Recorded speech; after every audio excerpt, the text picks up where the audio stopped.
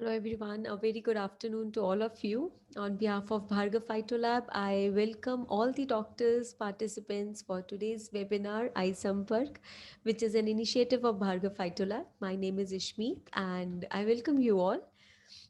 Today's iSampark webinar is sponsored by Spondent Drops, and we feel very privileged to have once again Dr. Manpreet Singh Bindra, who is very young, energetic, and dynamic doctor, and who is doing wonderful work towards the development of homeopathy. So, Dr. Bindra, we welcome you to the iSampark webinar once again.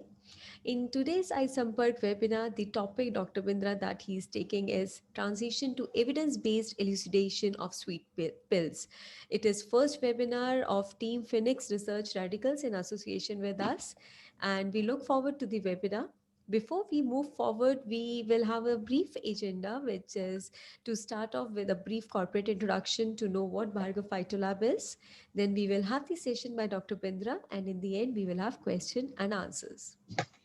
Talking about our Bhargav Phytolab, we are Indian multinational, 100 years old Indian multinational company, headquartered at Noida, Delhi, and with a manufacturing unit which is the largest production capacity in Asia, based at Bhiwadi, Rajasthan. We manufacture more than 3,000 plus formulations and have got strong quality assurance, quality control, and regulatory department. We are the number one anti-contaminant homeopathy medicine manufacturer to ensure good quality, contamination-free medicines for your patients. In our range, we have mother tinctures, dilutions, biochemics, biocombinations, SRTT, SRG, that is gels, homeopathic complex tablets, drop range, syrups, ethical tablets, ointment, oral care products, oils, gels, pellets, and food supplements. Talking about our presence, which is in globally in across the globe, we are there in India. Along with that, we are also there in 35 plus countries. We have taken homeopathy to different countries all across the world. And as we say that we celebrate our 100 years journey, the main four pillars that have been there in last 100 years were the innovation, quality medicines, customer satisfaction, and trust of all doctors. We have started with few initiative in the year 2020. One such initiative was iSampark webinar. We conduct webinars on regular basis for the development of homeopathy. We also conduct Facebook live sessions with doctors to make people know about different disorders and the role of homeopathy in different general, disorders and diseases. We salute all the Corona warriors. We have come up with GoDoc, which is the first online digital platform to provide doctors wherein you all can consult your patients digitally. We have our own in-house journals with the name Beyond Practice, which is a quarterly magazine.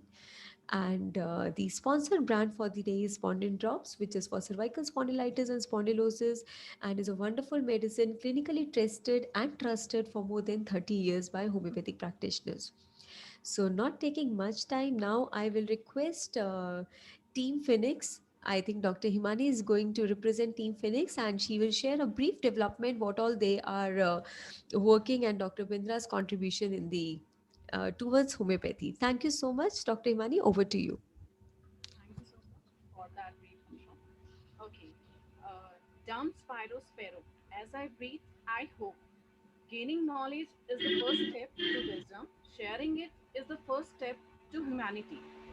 So, a very warm afternoon to everyone. I, Dr. Himani Sharma from Team Phoenix Research Radicals, feels privileged enough to be the coordinator for the today's webinar web sessions, which is Bhagava Phyto Lab initiates, sponsored by Spondent Drops. And I wholeheartedly welcome you all virtually on this platform for the webinar on the topic, which is the transition to evidence based elucidation of sweet pills by world renowned homeopathic physician who is a leading clinician, author, trainer, and mentor, Dr. M.S. Bindra. Dr. M.S. Bindra is the medical director and senior consultant at Dr. Bindra's Super Speciality Clinic and Cancer Care Center. Dr. Bindra has served more than 25,000 patients in 23 plus countries since last 10 years of clinical experience and has gained recognition in the fraternity as a leading clinician and recommender. Also, he was awarded the title of Honor Modern Clerk of Homeopathy by Dum Sparrow Sparrow in 2019 at New Delhi. Dr. Bindra has also trained more than 1500 plus doctors in emergency, cardiovascular, and cancer medicine across the country since 2012 in the various workshops and the webinars. Also, Sir is effortlessly running WhatsApp group Phoenix as I breathe, where he share his knowledge and discuss the cases with the clinicians around the whole globe with an aim to build up the enthusiasm among them, the budding homeopaths. I would like to thank the whole team Phoenix for working effortlessly in this field. Dr. MS Bitra has recently launched Team Phoenix Research Radicals. The Team Phoenix Research Radicals include Dr. MS Bindra, who is the Chief Coordinator of the Phoenix Research Radicals, Dr. Harshada Hatte, Senior Coordinator, and I, Dr. Himani Sharma, as an Assistant Coordinator. Phoenix Research Radical team will work on scientific explanation of action of homeopathy drugs through the research papers, scientific database, and the paper collection from the old literature. It is to collect the research database for all the cured cases and then concisely arranging it for the research publications in the various international journals. The basic plan is to publish the case studies with the evidence-based data, case details, and pharmacodynamics of the given medications. I hope everyone is looking forward for the today's session. I request you all for listening patiently and posting in your queries in the chat box. All the queries will be answered during the question and answers round at the end of the session. So now, without taking much time, I would like to invite Sir and hand over the session to him. I welcome you, Sir. Thank you, Himani. Thank you so much for such a wonderful introduction. And I will say that these introductions are my work profile, because when you say that this is what I am doing, means that my job is now more tough, because I have to prove that whatever you people are looking around for me as a from the research background or from the clinician background. So I have to put more burden or more efforts to prove that yes, we people are doing all together, we people are doing as a team. And thank you, team Bhargav Phytolab, Ishmeet, because you people have always, whenever I message them, just we want to plan a webinar on your platform, they always say, yes, please tell the date, please tell the time. They never ask a question. And this is, I think, only pharmaceutical company who is organizing such webinars.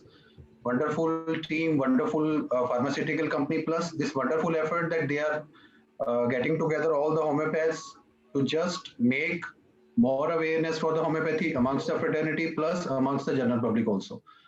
So now I am just starting with today's session. Today's session is a totally different session, because for me also, this is the first one in the research, this platform. When we talk about research, it's totally a different thing from if I talk about, like, I'm a practitioner and I'm a clinician. So when we talk about research, the eyebrows just went up, that how can you do some research? But see, research is not a matter of doing this lab, these experimentation or doing something in vitro studies. But research means collecting all the evidence-based databases, whatever the stalwarts of homeopathy have written till now, plus whatever you are doing in your clinical practice. The correlation of two can be also a part of research. And we all know that when we look at the research in homeopathy, particularly in the clinical research part, we are lagging behind than the other system of medicine, especially when we talk about other system, we generally point out to the conventional system of medicine. So now what we have planned, that we will be just starting to express our own ways that how this materia medica can be learned, how this materia medica can be explained. Because see, just reading any materia medica book is not the end of that journey. That is just a starting of that journey, because when we talk about materia medica, what does it include?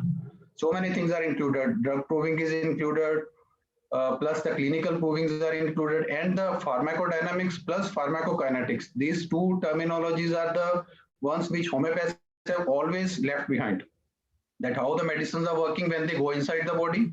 Second is how the body reacts to the medicines when they come in contact with any medicine XYZ. Suppose I talk about arnica.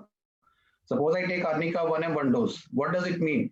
I say that I have taken arnica for my chest pain, right? But what does it mean? Whether arnica is going to directly go inside my chest muscles, or it is going to attack some other pathway to block the pain receptors, whatever it is, we should always try to go deep into it so that the scientific community should believe whatever we are doing. Because we all know, as a family, we all know that today what is the biggest challenge for homeopathy? The biggest challenge is that homeopathy is a placebo science. We don't have any research, we don't have any evidence-based studies that how the medicines do work. Anybody on the road can ask you that you are a homeopathic doctor. Can you tell me that how your medicines work? And nobody can among us can tell how the medicines do work. And now we are going to launch a big drive. And this is the first day. This is the first webinar of this that we are going to. This is the time that we have to go into the transition. Transition means from one phase to the other phase. Transition to evidence-based elucidation of sweet pills. Always we are being, even I will say that, mocked off due to the ignorance of other scientific communities that these are the sweet pills, what they can do. So I have intentionally used the word sweet pills. I could have used the word homeopathy. I could have used anything else, but the sweet pills is a return gift for those people who are the critics of homeopathy, just to tell them, yes, we are also evidence-based. We are scientific community. And now it is a time for the transition to move to the evidence-based explanation of materia medica, explanation of each and everything, whatever we are doing. We all know that homeopathy is the second leadest system of medicine all across the globe, right? But what happens when it comes to the medicinal action? Nobody can answer. Not even the higher authorities which are being reputed or which are being deputed by the government of India or whatever government or other countries, they don't even tell that how your medicines do work. So now I think we have to take this job in our hands so that we should always try to explain whatever we are doing on clinical platforms plus whatever we are doing on the research platforms. So first thing, I am just going to share a small explanation of that how the medicines do work. There are two terms that we should always be in our mind, remembering it 24 into 7. First one is the pharmacodynamics. Second one is the pharmacokinetics. First, I am going to share that what is pharmacodynamics. Pharmacodynamics is, before making any comments on homeopathic pharmacodynamics, the term that I have taken better than therapeutics, because still now homeopathic fraternity, homeopathic authors, homeopathic medical practitioners have used the term therapeutics all across. Nobody talks about pharmacodynamics. Why they don't talk? Because when they talk about pharmacodynamics, you have to explain that how your medicines do work. And nobody has answer to that, right? So now we have taken the term pharmacodynamics so that we should enter a level higher than the level of understanding our materia medica, because the plane on which homeopathic medicines act is nowhere covered as absolute in the pharmacological science, because we know the Avogadro number in itself is a limitation to prove that homeopathic medicines contain any molecules. But still we can develop our intellect to understand the action of our medicines in a better way at dynamic level. So we all know what Hahnemann says about disease. Disease is simply a mistuned vital principle, the vital force that we call the autonomic life force, which is present in each and every part of our body, in each and every cell of our body, right? So everywhere it is present in the organism, that is mistuned through the dynamic influence of a morbific agent that is inimical to life. This is what Dr. Hahnemann's definition about disease.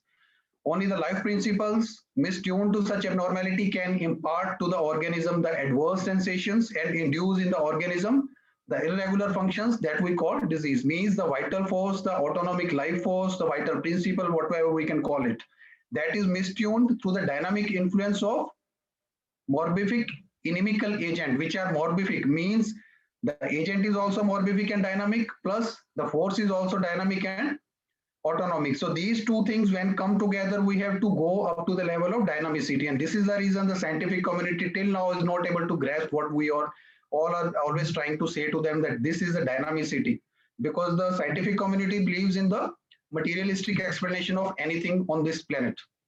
They just will tell you what, suppose I say arnica, they will say that show me where are the molecules of arnica in 1M potency.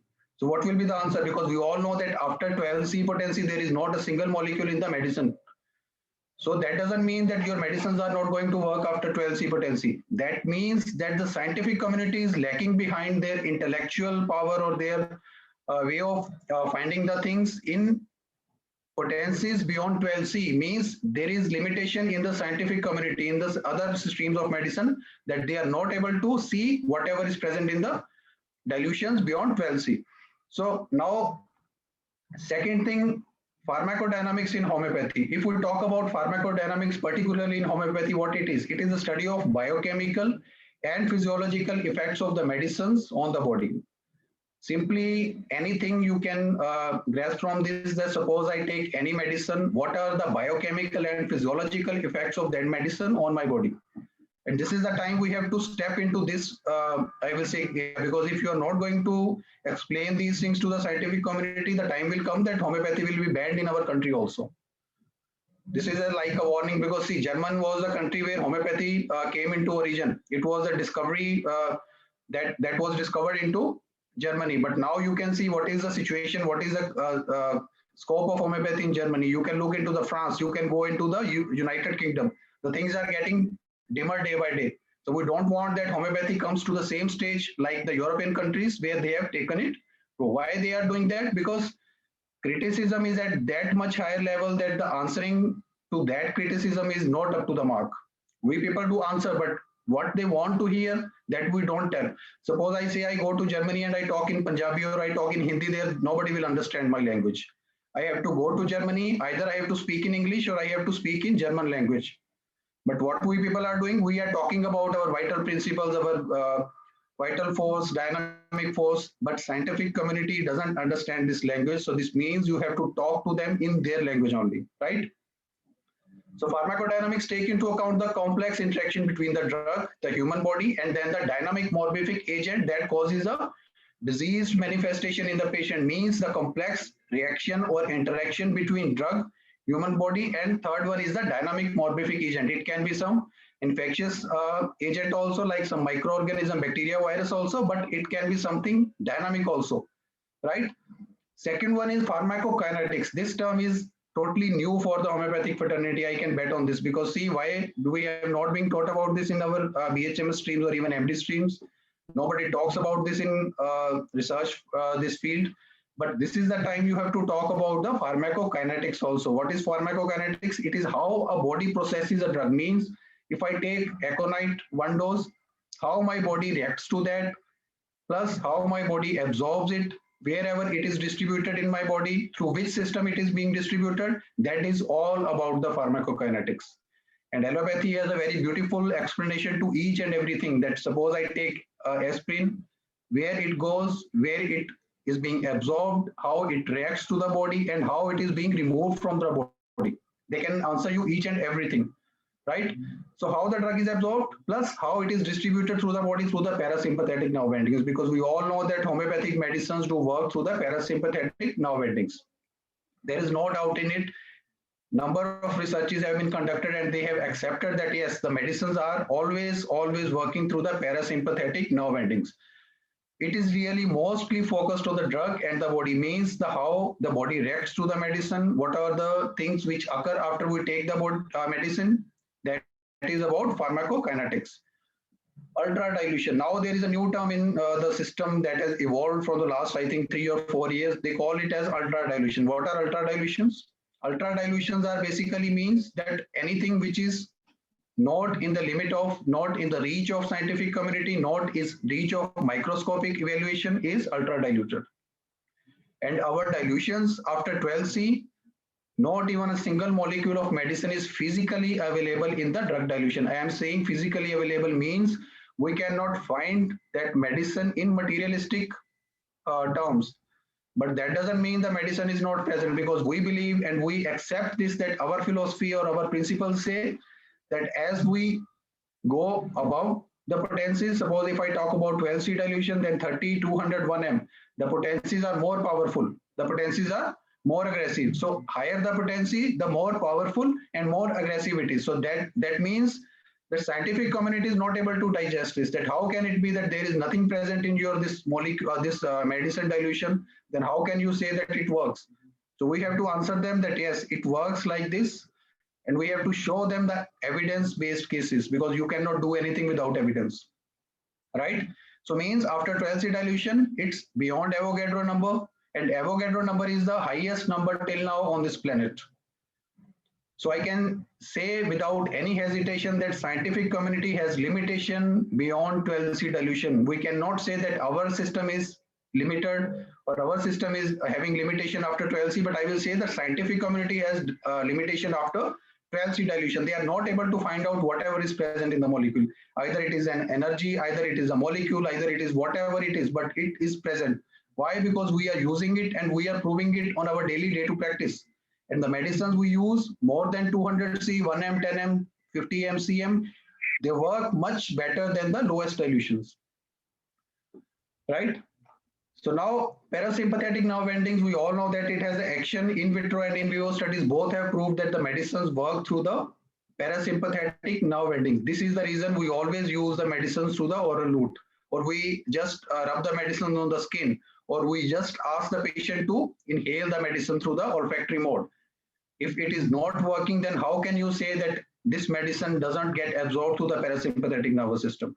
And it has been shown in vitro studies also that any biochemical changes with these medicines have shown effect on the TNF, that is tumor necrosis factor, IgE, that is immunoglobulin in response to the allergic reaction, T lymphocytes, mast cells binding to DNA protein sites, XYZ, anything which can be explained in the scientific language is present in the in vitro studies, and it proves that the medicines do work and they do work through the parasympathetic nerve endings. So now I'm just giving a small detail about the Phoenix research radical, that why it came to my mind that this should be also a part of my life, because I am just doing many things in my life for the profession. But apart from that, there was always the thinking in my mind that what can be done in the field of research, because I am not a scientist, I am not a researcher, but still something can be done by sitting in the clinic while asking my patients how they feel when they take medicine, by just collaborating with the other practitioners who are working side by side, by asking other colleagues that how the medicines do work, what are their experiences, and that can all be collected in a database and that can be published anytime. These are two doctors, Dr. Himani Sharma and Dr. Harshada. They are working with me as the coordinators for the team, and I will say that these two are working day and night for the team, because I think we have just started 1 week back, and within 1 week we have collected huge details and we are just going to publish a first research paper within few days. So thank you to both of these who are working without any personal benefits. I am again repeating, this is all about the passion for homeopathy, this is all about the passion for fraternity, this is all about the compassion for humanity, because I am not paying anything to these doctors. These are volunteer parts of my team, and they are working without any second thought. And this is the beauty of homeopathic system, that we always work it like a family all together, because this is the research radicals team. Other than this team, Phoenix is working, 6 to 7 doctors are working for that, and every day we have a session on WhatsApp, we have any webinar, we have any other discussions. So we are just working so that homeopathic fraternity should get awakened, so that the upcoming generation should not curse us, because this is our responsibility. Suppose after 20 or 30 years, somebody from a new fresher from the BHMS stream ask me, Dr. Bindra, what you have done for the homeopathy? What should be my answer? This is responsibility for all of us. Earning and learning, these are the two things which go side by side. So thank you again to Dr. Himani and Dr. Harshada. And what are our plans, or what are the target areas of research? First one is we will be collecting the in vitro research database. In vitro research database means whatever has been done for homeopathy in laboratory experimentation till now. We will collect all the database. Then we will be collecting the stalwarts and proving database from the last 300 years or 250 years, whatever has been written till now.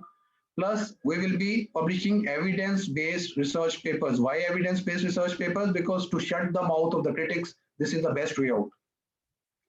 Your actions speak louder than the words.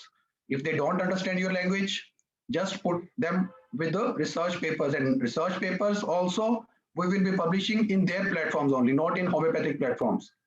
So that they should not doubt that, they should not question that, they should not ask any second query about the evidence of implication or application of homeopathic system. So I'm just going to share a few medicines with you guys today, that how these medicines do work and how should all of us study the materia medica. This is the most important thing. First thing, I am just going to share a small medicine, Crotalus horridus. We all use it in our clinics, right? But how the Crotalus solidus works, this is the most important challenge. We all know that Crotalus solidus has a very good anti-hemorrhagic action. It helps in increasing the platelet counts in dengue patients, but how it works, this is a challenge. You can ask anybody, Crotalus solidus you use? Yes, yes, yes, I use it. But if you ask how it works, nobody will answer you. So have a small look on this medicine, Crotalus solidus. What is the source? We all know this is a rattlesnake. This is the source. The poison of this snake is being potentized. It has impressive size, long fangs, and a very good feature of this snake is that before striking, they often perform a good deal of preliminary rattling and fainting. Rattling means just to make a confused state of mind for the prey so that it should not escape from this prey. This is a natural tendency of this snake that it makes the situation like this. The prey comes to this snake and is being engulfed. So now, what is the pharmacocomponent? Pharmacocomponent means what thing is present in the poison of this snake, which works for the medical this management of the disorders that we are using this medicine for. Four types of venom patterns have been described for this species: type A, type B, type C, and type T. But type A is the largely neurotoxic. Neurotoxic means it will be generating the generalized myokymia. Myokymia means that the whole muscular system of the body will be freezed so that the prey should not escape. One thing. Second is type B is hemorrhagic and proteolytic. Hemorrhagic means it will cause hemorrhagic tendencies, plus second thing will be the proteolytic. The protein component of the blood will be getting lysis. It will break down. And type C venom has none of the above components, is relative weak. Means type A and type B are the two components which are the highest toxic of this venom, and they are being evidently used by this snake poison to just kill the prey or just to engulf the prey. So active components found in this venom include a small basic peptide that works as myotoxin, a fibrinogen clotting enzyme that can produce the defibrillation syndrome. Defibrillation syndrome means this poison will be causing the defibrillation, and it will lead to the complete lysis of the protein. It will lead to the complete freezing of the blood, and this causes bradykinin releasing enzyme, and in turn the person will eventually die. So this is how this poison works when this snake bites someone. So this is a myotoxin. You can see the venom toxicity. This is the exact image of this myotoxin, a non-enzymatic mechanism that leads to severe muscular necrosis. Peptides act very quickly, causing instantaneous paralysis to the preventing the prey from escaping, and eventually death due to the diaphragmatic paralysis. Diaphragmatic paralysis means the person will not be able to breathe. So you can see everything can be explained in terms of scientific evidence-based language, but we don't want to do it. That doesn't mean it is not present. Second component is bradykinin. Bradykinin causes arterioles to dilate via the release of prostacyclin, nitric oxide, and endothelium-derived hyperpolarizing factor, and it causes the veins to constrict via prostaglandin F2. So this component has been used by the class of drug in allopathic system as ACE inhibitors, the angiotensin converting enzyme inhibitors. What they use it for? High blood pressure patients or lowering the effect of blood pressure. So means this component is being used by the allopathic system or the conventional system, and they explain it very wonderfully. But we are using this medicine before them, but we are not able to understand that how this medicine works. So now coming to the pharmacokinetics, means when we give this medicine to the patient, what acts inside the body, how it works. Reverse transcriptase is an enzyme which is used to generate complementary DNA from RNA template. I hope you all know about the RT-PCR about the COVID. That is the same way. RT means reverse transcriptase. So that way the complementary DNA copies are being generated from an RNA template, a process called reverse transcription. So RT is needed for the replication of retroviruses like HIV. The same thing what happens when in vitro study was being done with 30C dilution, the absence of amplification of constitutive gene confirmed that the cDNA synthesis was inhibited by this medicine. Means this medicine has been proven in 30C dilution to inhibit the replication of DNA, means concluding that the compound inhibits the reverse transcriptase enzyme. So this medicine has even been tried on some HIV patients. There was a recent research in, I think, Pune or Nagpur of Maharashtra. There around 12,000 persons or the 12,000 patients of HIV positive seropositive patient, they were being uh, trialed on by this medicine, Crotellus horridus.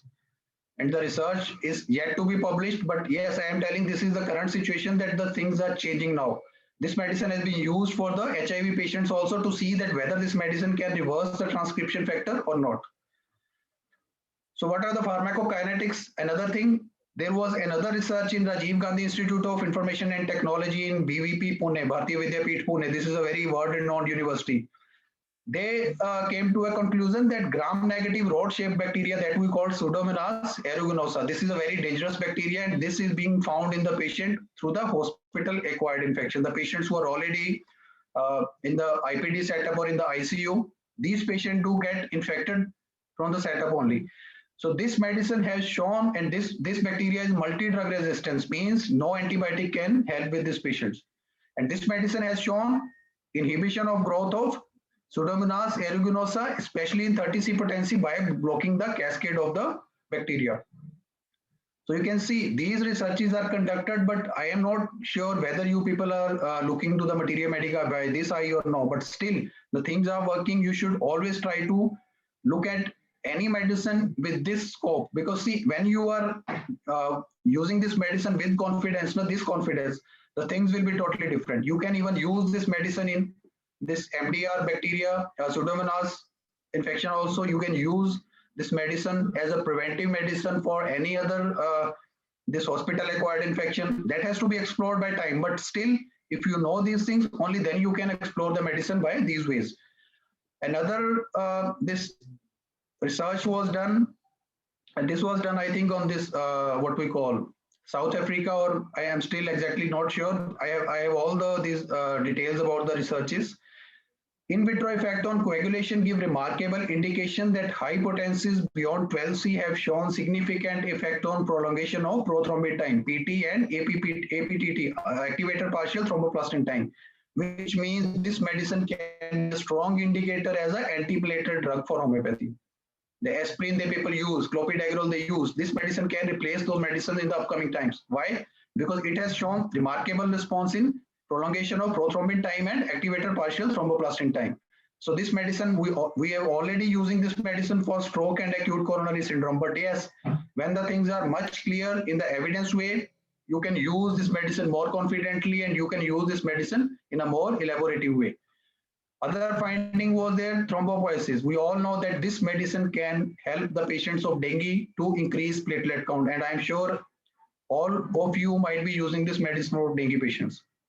But how it increases platelet count? This is a question.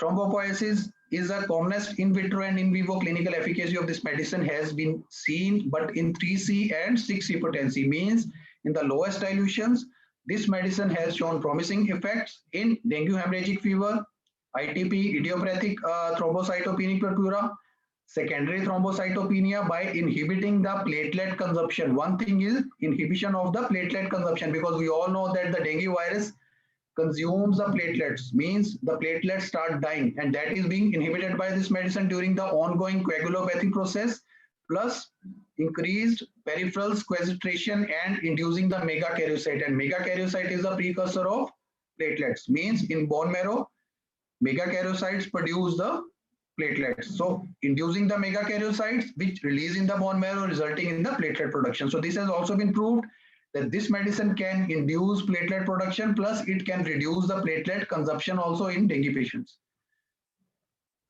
So in homeopathy, we all know that Dr. Constantine Herring was a person who started with the snake venoms, and this was Lachesis was the first medicine, and after that there was proving on the snake poison or the snake remedies. Trituration of Crotellus horridus is prepared by saturating the sugar of milk with venom. Means the venom of the snake is saturated with sugar and sugar of milk, and then higher potencies are made from the triturated venom. Means we have no, actually we don't have the poison in our trituration. Beyond the trituration, the accurately poison is not present. So it corresponds to the low septic states and generalized disorganization of the blood, causing the septic toxemia, zymotic and miasmatic diseases.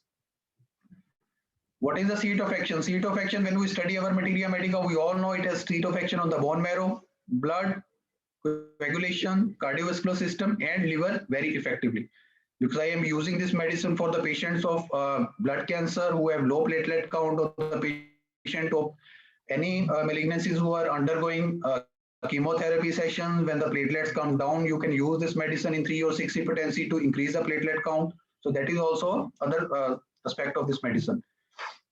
What is the drug response time? I have used this medicine for number of patients, and drug response time I have seen 2 hours to 48 hours. In dengue patients, I have seen that within few hours the platelets start increasing with 3 or 6 hypertensive. Dispensing mode, dilution through the oral mode, drug affinity, I told you, bone marrow, blood, heart, and liver.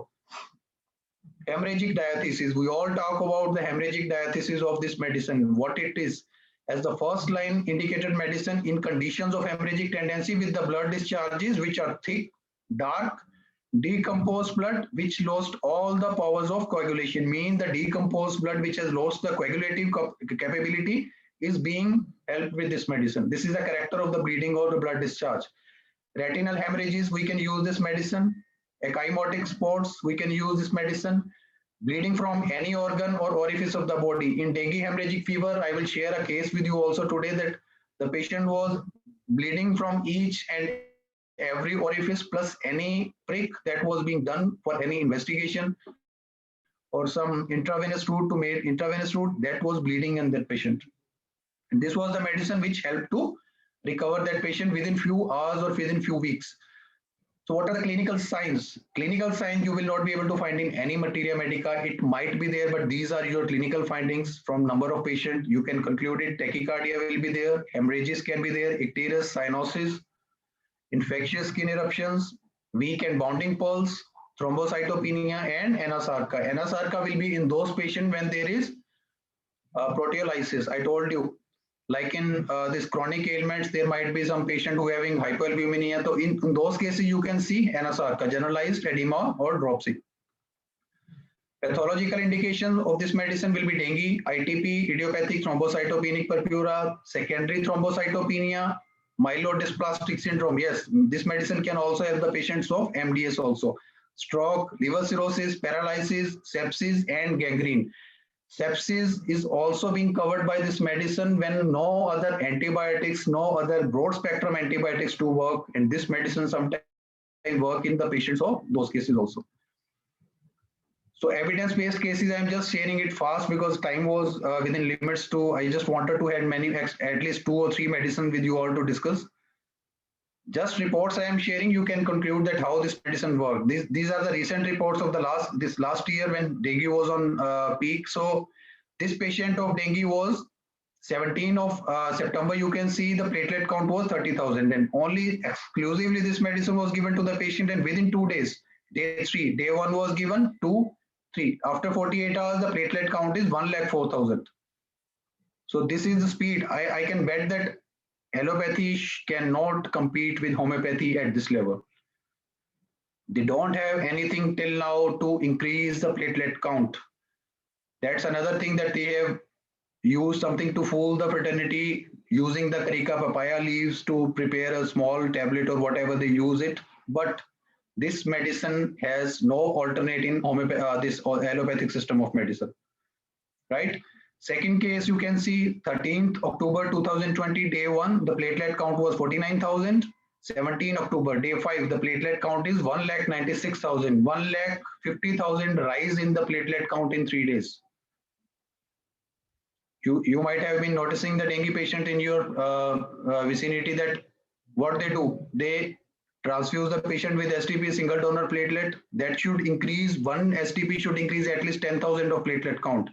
But literally what happens after giving 2 or 3 STPs, only 5 to 6,000 or even less than that, the platelet count increases in the patient. And this is how these medicines, without any intervention of conventional system, at home care only, the patient improved within 2 to 3 days. No hospitalization, no interventional modality of treatment was required. The patient was completely at home. No modalities, no comorbidities were noticed. And this medicine, only medicine, helped the patients of dengue without the second thought.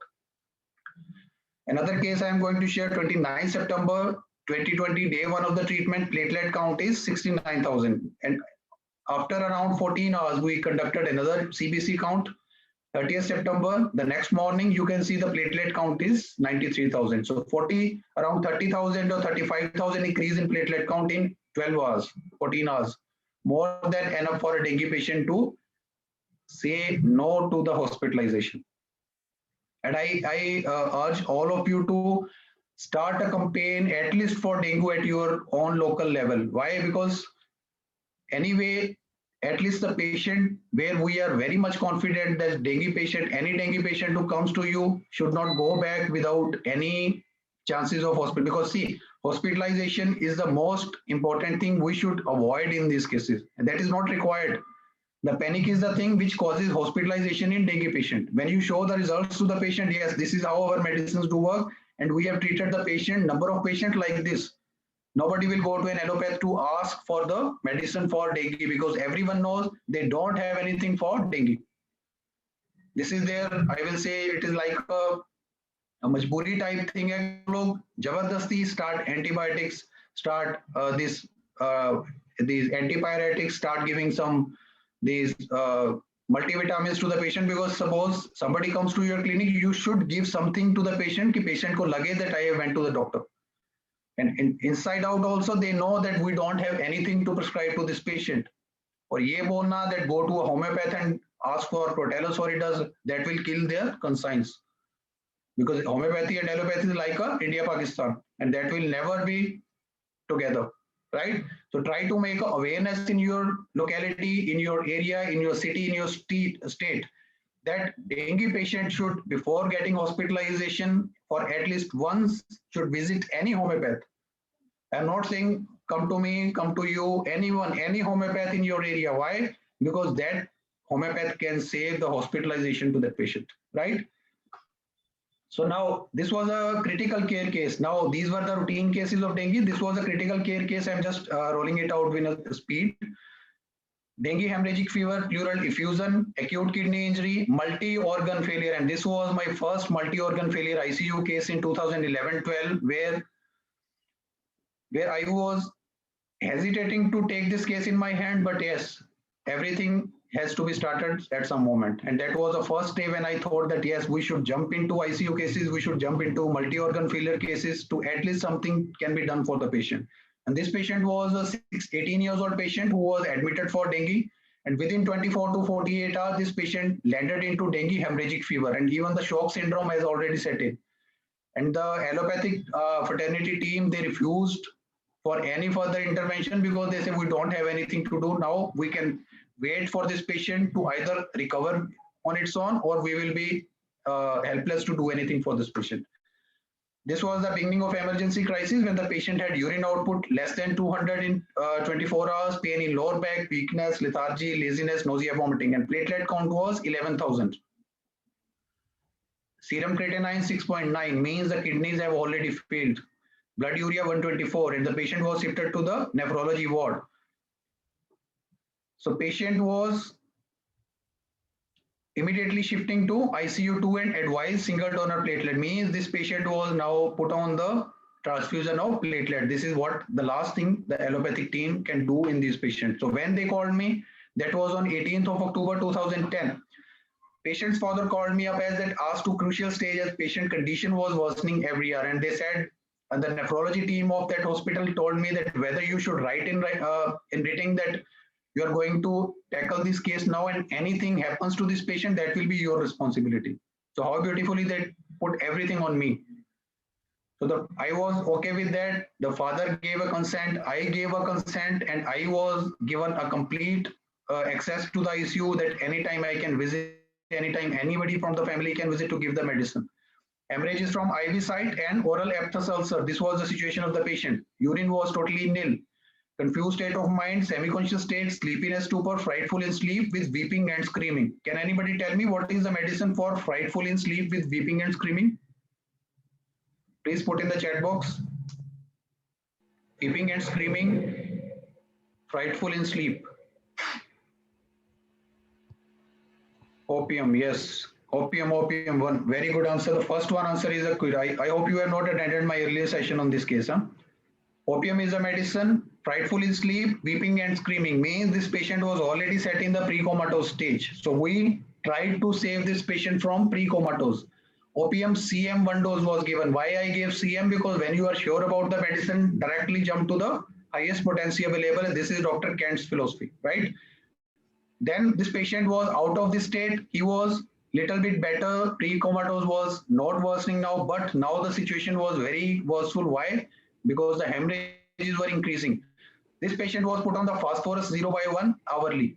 LM potency phosphorus every 1 hour.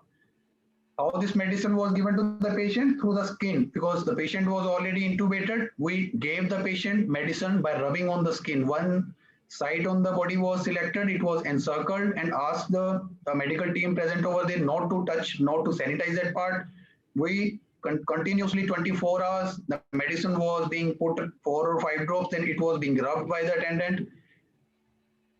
And Crotellus horridus 30C dilution was now set in after this. Why?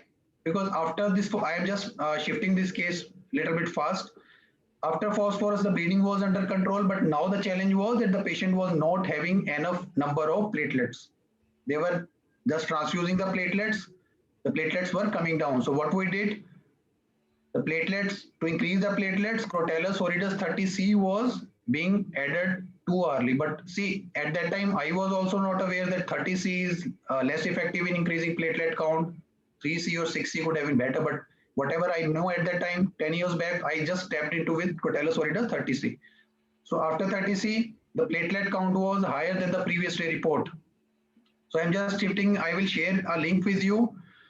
The whole case is present on my website. You can see this whole case with the these lab investigation reports also that is pasted, because in this session, if we talk about this case, it will take around 2 sessions for this only. So this medicine saved this person from having further STP transfusion. No transfusion were required. Platelets started increasing, and this medicine saved this person. And as per the nephrology team of that hospital, this was the only patient who could survive on that time. All the other patients of same critical situation collapsed or died. So another medicine I am going to shift is amyl nitrosum. I hope you all have used this medicine, amyl nitrosum, and this is the medicine we use either in mother tincture or we use in the trituration form. This is the amyl nitrite. Don't confuse it with amyl nitrate. Our medicine is being prepared from amyl nitrite. The compound is having formula C5H11ONO. Nitrite component is present. So nitrite is the functional group. The alkyl group is unreactive. So what is the pharmacological action of this medicine? It is a potent vasodilator. This medicine I have used in numerous cases, and I always say that this medicine is a life-saving drug for the homeopaths. Why life-saving drugs? This medicine can help the patients of epileptic seizure. This medicine can help the patients of acute coronary syndrome. This medicine can help the patients of stroke. This medicine can help the patients of ischemic heart disease or this myocardial infarction. And for angina patients, stable or unstable, to give an immediate relief, this medicine is the best selection. How it works? It expands the blood vessel, resulting in the lowering of blood pressure. Amyl nitrite may be used during cardiovascular stress testing in patients with suspected hypertrophic cardiomyopathy. Means the patient who are already having hypertrophic cardiomyopathy, during the stress testing, this medicine can be used to cause vasodilatation. And it reduces the afterload and provoke a left ventricular outflow tract obstruction. Means these things can be helped with this medicine. Pharmacological effect include decrease in the blood pressure, headache, flushing of the face, increased heart rate, dizziness, relaxation of involuntary muscles, especially in the blood vessels. The effect set in very quickly, typically within a few seconds. If you try this medicine on any patient, you will be noticing that this medicine works within 10 to 30 seconds. Can you imagine what is the time? 10 to 30 seconds I am saying. Just try and tell me whether it works or no. What are the pharmacokinetics? Oldest vasodilator, because this medicine has been used by the conventional system for 200 or 250 years. Before it came into homeopathy, this was being used as a major component of vasodilators. So the drug is useful in treating cyanide poisoning also. They use this medicine for cyanide poisoning. Amyl nitrite, a clear pale yellow liquid. If you open up the bottle of this mother tincture, I can say that within 5 seconds, this medicine can be smelled out in any corner of your clinic. How volatile this medicine is, you can imagine now. Action is through parasympathetic nervous system, affects all smooth muscles, causing them to relax, inducing vasodilatation and lowering the blood pressure. Means again the parasympathetic nervous system is the target. And in homeopathy, how it came? T.F. Allen was the doctor who proved this medicine for the first time in 1874. Proved the crude substance, the provers inhaled the vapor of amyl nitrate, which was the common clinical use. No record exists of proving this medicine in potentized form. Means this medicine till now has been not proved in the 30C or 200C dilution. And even I am not using it, I am using it in amyl nitrosum mother tincture plus amyl nitrosum 3 or 6x potency in trituration form. So what is the drug response time? 30 second to 120 second. Dispensing mode and route is mother tincture through olfactory or through inhalation. Drug affinity is the vasomotor neurons through the parasympathetic nervous system, and this is how these medicines do work. And who says your medicines are not being able to express that? How do they work? Everything is written, everything is present in the scientific community, but we are the people who are not able to express it. So cardiovascular pharmacokinetics. This medicine is the first indication is for the heart patients. Aching, constricting pain around the retrosternal region with throbbing carotids. Throbbing carotids, angina with great anxiety, tumultuous action of heart, violent beating of heart, precordial pain, which is radiating to the right arm. So this medicine is a typical, or I will say the best medicine for the patients of carotid stenosis, valvular stenosis, angina pectoris, acute coronary syndrome. Just as a life-saving drug, I am again saying this medicine cannot cure a patient, but this medicine can recover a patient from acute emergency crisis, and that is also very important thing. Suppose a patient comes to your clinic and in front of you the patient has an acute coronary syndrome or myocardial infarction attack. What will you do? You should add at least something in your clinic. It can happen. I am saying it can happen because I have faced these things in my practice. I still remember when there was a patient of, I will share this case with you also. Somebody has written this, last year my mom could make to the hospital because of amyl nitrosum. You can see Dr. Anju has written it. So actually these things are working on ground zero. So try to implement in your practice and express to the humanity also that yes, we do have these medicines. We always have a phobia like situation when we think that a heart attack patient came to my clinic, oh my God, what will I do?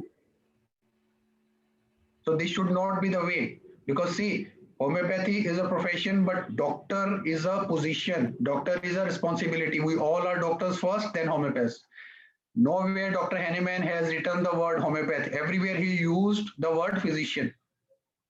So he never emphasized on making us as homeopaths. He always said thou physician, thou physician, thou physician. So what are the other indications of heart?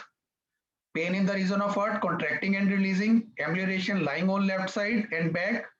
Sorry, aggravation lying on left side and back, and amelioration by lying on right side. So you can see amelioration on the painful side. This is a very striking indication of this medicine. The pain radiates to the right side, but the patient feels ameliorated by lying to the right side. Prinzmetal angina. Prinzmetal angina, this is very common in the young generation. This is like a muscle spasm or coronary spasm that's for very short duration, just for a few seconds. I hope anyone among you might have also noticed this some way. So this medicine works for those patients also. Chest pain with palpitation, throbbing carotids plus urination ameliorates. This is a red line indication. You can write it on your copy, because this thing, if comes in your way, this medicine never fails. This is my own experience. Chest pain with palpitation, throbbing carotids plus amelioration by urinating. And I have seen literally that I give this medicine to the patient, and within few seconds or within few minutes, the patient feels like I need to urinate. And after urinating, everything is gone. Right? So what are the other clinical symptoms? Heart symptom with cessation of swelling of chest in convex shape, precordial anxiety, accelerated heart action, sudden fear and pulsating temporals, chronic facial blushing, and mental or physical. Facial blushing due to mental or physical factors. So you might have met with somebody, if he laughs loudly, his face becomes red. If he weeps, face becomes red. Somebody goes out in the sun, face becomes red. This medicine can be thought of for those patients also. So apoplexy, this medicine is a wonderful medicine for impending and threatened apoplexy. Means the patient came to you and you are just feeling that this patient might be having stroke and you are not sure, right? So you can start with the medicine at least to reverse it, at least to minimize the complication, at least to save the patient. And I'm saying this medicine is a life-saving drug, not a curative medicine. Sudden loss of consciousness in carotid stenosis patient, asphyxia with sinking sensation. Can anybody tell me what is Stokes-Adams syndrome? Stokes-Adams syndrome, what it is?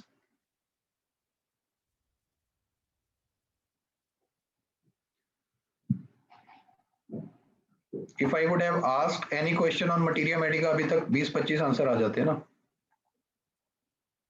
Stokes-Adams syndrome. I am writing in the box. Sudden collapse, yes. What does mean sudden collapse? Why there is sudden collapse? That is the main thing. Sudden loss of consciousness, Dr. Leela, yes. TIA, no, TIA is something different. Transit ischemic attack. The pathology is different. Due to reduced cerebral blood flow. Actually, in what happens, it is a periodic fainting.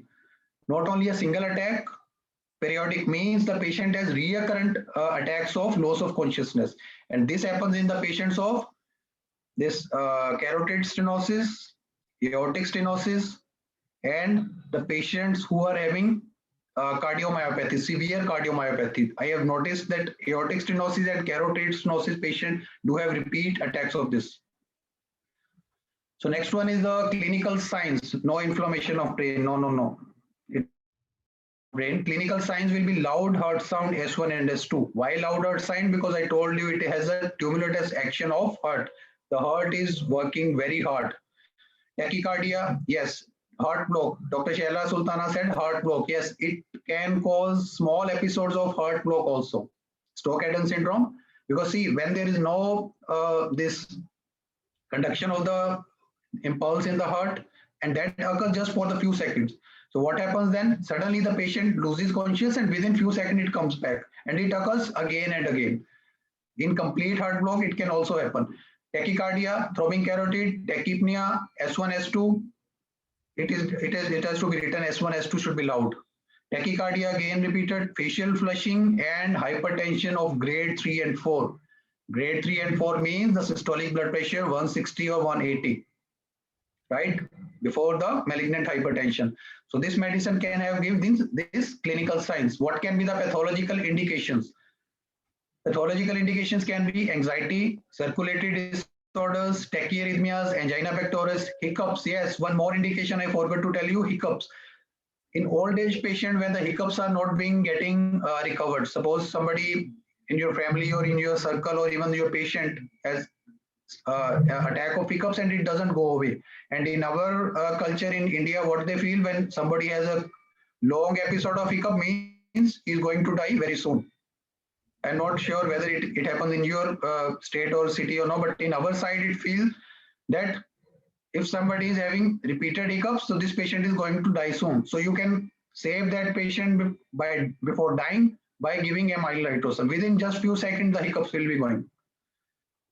Carotid stenosis, hypertension, right? So now I'm showing a small case of aortic sclerosis of Stokes-Adams syndrome that I told you. This patient was having severe aortic sclerosis and the patient was having repeated attacks of Stokes-Adams syndrome or this little bit syncope. 75 years old male patient with severe aortic sclerosis, raised aortic wall pressure gradient, AV pressure gradient resulted in repeated episodes of syncope every hour. What happened to this patient? Actually, literally, he was having repeated attacks of syncope every hour. And can you imagine a person losing conscious every hour? What will be the situation for the family? They took it to the person to a hospital and they told that this patient needs immediate pacemaker implantation plus the valve repair. But thing was that this cardiologist, interventional cardiologist, he told that chances are there that this patient might collapse during the surgery. The chances of fatality is very high in this case. Why? There were comorbidities, diabetic, hypertensive, many things were there. So the patient refused, the family refused, so they came to me. biggest challenge was to reduce the aortic wall pressure, because if the pressure comes down, the patient will be out of the surgical criteria. What is the surgical criteria of aortic stenosis surgery? The aortic wall pressure should be less than 40, right? Maximum pressure gradient should be less than 60, and mean pressure gradient should be less than 40, and that patient will be out of the surgical criteria. Now you can see this is the echo report of this patient. These are the AV. This you can see I have highlighted this on the right corner. AV maximum pressure gradient is 89.90 and AV mean is 47. Mean this patient is in the surgical criteria, but the surgery was refused by the family. I started this patient with amyl nitrosum just to reduce this crisis of syncope or Stokes-Adams syndrome, and that responded very well. After that, other medicines were used from time to time. All medicines were used step by step, not all together, but step by step, because this patient was on my treatment, I think, for 2 or 3 years. Lauracinosis 6, Califos 3x, Foggia, Naja, these are different medicines, other matter of explanation, but amyl nitrosum were used in this case just to minimize or to relieve the patient from episodes of syncope. And you can see within few months, the pressure gradient was mean systolic was 34 and peak systolic or maximum was 74. So pressure gradient was now just near to the out of surgical criteria. Amyl nitrosum in mother tincture form, not through the oral route, just through the olfactory route. The patient opens up the bottle and smells the medicine. We don't need to give it to the patient, right? So this was about the amyl nitrosum. Another one or two medicine I'm just going to share in a fast. Strophanthus ispidus. This is a medicine we use in the cardiac patient very wonderfully. Strophanthus ispidus mother tincture. How it works? Strophanthus ispidus medicine contains the component guanine. This medicine is used for I think 200 or 300 years by the conventional system of medicine in France and Germany as a inhibitor for the sodium potassium pump or the calcium channel blocker. And there is a glycoside guanine which is used by the conventional drugs to treat heart failure, well known to inhibit sodium potassium pump and calcium channels to stimulate the heart, slowing down the rate, increasing the force to treat cardiac disorder. And this medicine is a wonderful medicine for congestive heart failure in our materia medica. In France and Germany, intravenous guanine has been used for a long time in treatment of heart failure and myocardial infarction. So this medicine has been used by the conventional system as an intravenous drug also. The same medicine we have in mother tincture form that can be used for the patients of heart failure. Next medicine is laurocirrhosis. Laurocirrhosis is another wonderful medicine again being used for the pulmonary and cardiac disorders. The three components or active principles are there. One is amygdalin, second is prunasin, third one is beta cytosterol. Amygdalin is the cyanogenic glycoside, means it has the cyanide component. It works as a diuretic, calcium channel blocker. Myocardial strengthening, means can be used as a medicine for congestive heart failure, hypertension and pulmonary arterial hypertension. And I am saying this medicine is the only medicine which can be used as a foolproof medicine for pulmonary artery hypertension or raised pulmonary artery systolic pressure, either due to some cardiac this cause or due to some pulmonary cause. If the pressure in the pulmonary artery is increased, what is the normal pressure of pulmonary artery? Systolic 1. Can anybody tell?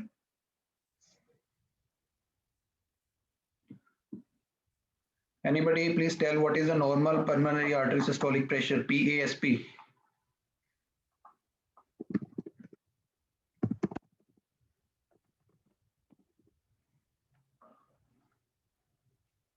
No idea. Less than 25. Dr. Leela, okay.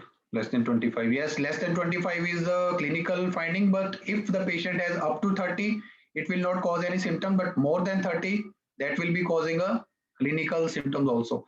Second one is the prunasin, that is the hydrocyanic acid, and hydrocynicum acidum is a medicine other than this in our materia medica. But beauty of this laurocirrhosis is that it has other two components. So hydrocyanic acid is a step back to this laurocirrhosis, but yes, the patient who has requirement of increasing the oxygen affinity for the tissues and organs in cyanotic patients, cyanotic heart disease, cyanotic congenital heart disease, this medicine works. Indication will be pneumonia or this pulmonary arterial hypertension and congenital heart disease. Third one is the beta cytosterol. It is the same formula having like the cholesterol. So means this medicine can help the patient as a natural statin and blood thinner and reduces the inflammation also. So this was about the laurus cirrhosis. Three components, all components having different way of treating the patient. So this medicine is a wonderful medicine for the cardiac ailments plus any patient who has increased pulmonary arterial pressure due to some pulmonary pathologies. Other medicine is Ruta. This we use for the brain cancer patients in neuro-oncology. This is a wonderful medicine, and I want to name Dr. Pradeep Banerjee today because he passed, I think, 2 months back. Last month he passed away. So that was a family who put all efforts to increase the efficacy of the medicines in cancer. Dr. Banerjee protocol, I hope you all know. So the father passed last year, the son passed last month. So that was a big jug for the fraternity, but they have done tremendous job for the fraternity so that upcoming 50 years of the practice in cancer can be at least be on the track. So GBM4, glioblastoma multiforme. This is a high-grade aggressive brain tumor. We all know, and allopathy has no medicine for this because chemotherapy cannot be done in these cases. Surgical resection of this tumor has 100% chances of relapse, and Ruta has shown promising effect on this patient with G2 and M arrest. Means the G2 phase and M phase of the cell cycle is being arrested by this medicine, and it has been well proved in all this in vitro studies. Phase 3 activation causes the activation of P23 pathway and P53 pathway and P53 we all know is a Garginov cell. It causes apoptosis in the cancer cells. So this medicine helps in the patients of brain cancer, particularly glioblastoma multiforme 4. So this was all what I wanted to share with you all, and thank you for listening. This is a transitional echo. Why echo? Because I do believe whatever I discussed with you all today, the same voice should come back to me in the upcoming days or upcoming weeks from all of you, so that it should be like a universal echo. The other conventional system or whatever XYZ fraternity who challenges the efficacy of homeopathy, they should come on track because now we will be answering them in their own language. Thank you for listening. Dr. Himani, please go for the queries within 5 minutes. Thank you so much, sir, for an wonderful and enlightening session. And sir, you truly an inspiration for all of us in this field of homeopathy. Your dynamic and positive energy always inspires us to do something, worth and best for this field. And I just want you to say few lines. If your actions inspire others to dream more, learn more, and to do, more and become more, then you are truly a leader. So for us, sir, you are a leader for us. And thank you once again for this session. Now, I will request everyone to kindly, post your queries in this chat box. And meanwhile, we will take some of the queries which are already in the chat box.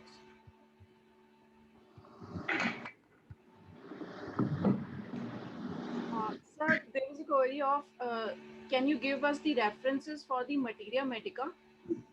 See, whatever I shared with you all, there is no reference to any materia medica because this is your own hard work that how deep you go into the ocean and come out with the pearls. Because if there was a materia medica for this language, we all would have been much better in terms of practice, in terms of talking to the other fraternities. So I urge everyone to start doing your own work. Don't look for shortcuts. Whatever is written in the materia medica, it might be not visible in your clinical practice. You might have experienced this also. Because always try to challenge whatever is written. I am saying that the stalwarts have done wonderful job, but that doesn't mean that they have done everything which is the end of the homeopathy, right? So there is another question. That is, what is the potency and repetition of Crotalus horridus in dengue? Yes, I told you that if you want to increase the platelet count of the patient, always try to give the minimal potency available, either 3C potency or 6C potency. But if 6C is not available, you can try with 30C also, but not more than that. Why? Because when you want to directly induce the megakaryocytes to increase the platelet productions, right? So in that case, you have to give the patient the materialistic dose. The materialistic dose as per the scientific community means that 12C dilution. After that, there is no molecule of medicine in the dilution. So try to give less than 12C. If not available, final is the 30C, but not more than 30C. And repetition should be depending on the patient.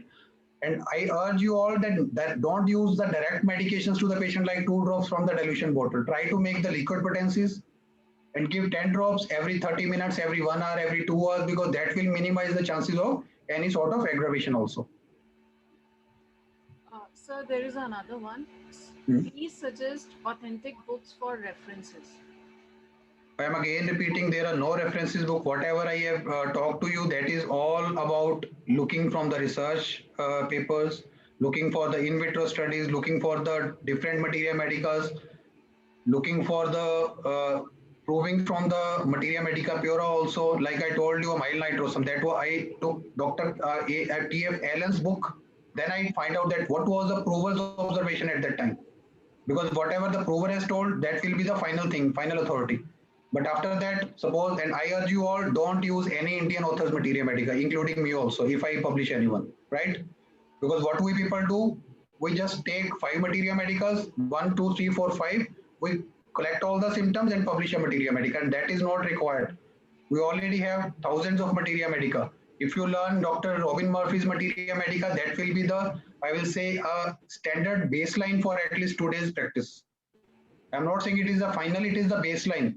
Not anything less than Dr. Murphy's materia medica should be followed. But yes, any materia medica published before 1950, if you get across any materia medica published before 1950, any American journal, any materia medica from the German fraternity, try to collect that, because whatever they have written, these are the pearls of homeopathy. Sir, there's another. What is pin mania? Always think about pin. Please tell the meaning and what this line wants to tell. Pins mania, Yes, pin mania. in what context? Dr. Mayur Lad, can you please elaborate this thing? What you trying to ask? Okay. Meanwhile, we will take another one. Yeah. What is the potency for amyl nitrate which you are using? See, I told you that no potency, it is used in mother tincture for olfactory route or through the inhalation. Means the patient doesn't eat this medicine, doesn't drink this medicine, he just smells this medicine. And if you are using this medicine for hypertension, you can use in 3x or 6x trituration potency. Because these are the proven ones. After that, there is no proving find out till day in 30 or 200. So if there is no proving, so we cannot say whether it will work or not. Sir, there is another query. Amyl nitrosum is used in mother tincture form or not? Yes, only in mother tincture form. I am repeating, only in mother tincture form. Cannot be given orally. I am repeating, it should be given in olfactory mode through the route of inhalation. So, is there any query left? Then kindly post in the chat box because we are running already out of time. So, amyl nitrosum Q or potency, acute or chronic cases. What you want to say? See, it doesn't matter whether it is acute, whether it is chronic. I am telling it is a life-saving drug. So life-saving drug is never used in chronic patient. It is always acute. When it is on the life, it is always acute. It is emergency or critical situation. And one more question is there, how to find the active principles of medicine. So active principles of medicine, you can easily just take out the source of the medicine from where it is prepared. Try to find out the physical and chemical composition of that medicine or that originated. Suppose I talked about this amyl nitrosum. Take out the source, that is amyl nitrate. What is the chemical properties of amyl nitrate? What are the physical properties? And then try to correlate it with your medicines. So that is the only way out. There is no shortcut. There is no book. There is no website. One more question and very important question. Dr. Sajini has asked that I would like to know if the studies have been shown to affect similar pathway in higher potencies. Yes, this is very important thing.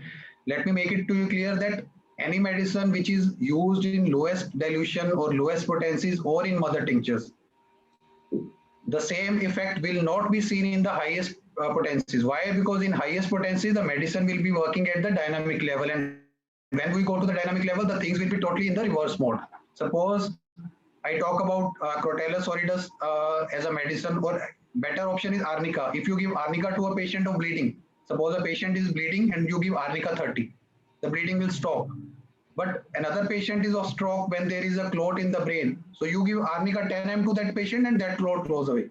So means highest the potency, the things will be at the dynamic level, but the lowest the potency, that things will be at the materialistic level. This is the reason we use 30C, 6C, 12C dilutions for the patients of gross pathological features rather than going for the dynamic states. Right? Thank you all for the queries. Any other queries, you can contact me in any groups I am present in. I think few groups also. Okay, Okay, thank you. thank you Thank you everyone. so much. If there is Thank you. any query, you can easily post in the group part, so we can take it afterwards. Thank you so much everyone for joining us. Thank you, Dr. Himani. Thank you, Dr. Bindra, for the wonderful session. And it was definitely a great learning for all of us, and especially for the doctors. And thank you. Meanwhile, I would like to share the digital certificate link. I have shared it in the chat window. You can just click on the link. It will be redirected to Google Form, and you can later